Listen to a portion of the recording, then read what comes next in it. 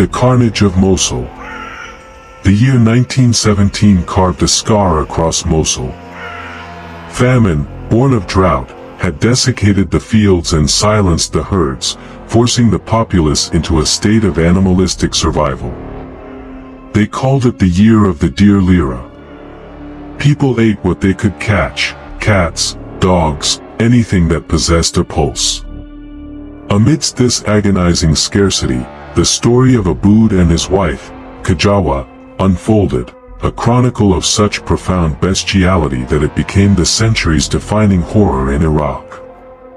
Their grim trade, hidden behind the facade of a small shop, lasted for months before the sickening truth was excavated. They had abducted, slaughtered, and cooked over 100 children, incorporating the forbidden flesh into the local dish, al-Khaliya, which they sold openly. The horror was revealed not by detective work, but by sheer, horrifying chance in the marketplace. A customer, chewing what he believed to be tough mutton, felt an alien solidity in his mouth. He extracted it, a bone, small and unmistakable.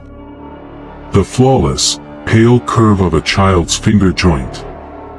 The man sprinted for the authorities.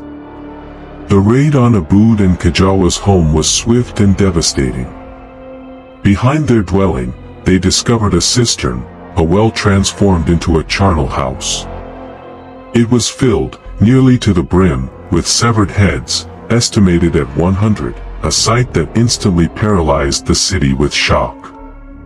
In the cold judgment of the court, Kajawa collapsed, her confession a torrent of wretched desperation.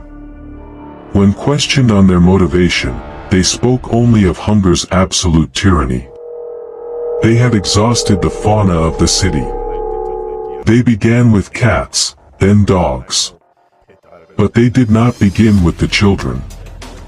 Their first human victim was an elderly neighbor who visited their home. They butchered her, cooked her, but the meat was tough, rank with age, and only served to sicken them, inducing violent nausea. It was only after this failed attempt that they sent their own son to lure a young boy from the neighborhood. They slaughtered the child, cooked him, and tasted the meat. According to their own repulsive assessment, the young flesh was exquisite, tender, rich, and exquisitely flavored. That discovery cemented their new purpose: children were the ideal source. The sentence was death by hanging. On the day of execution, Abood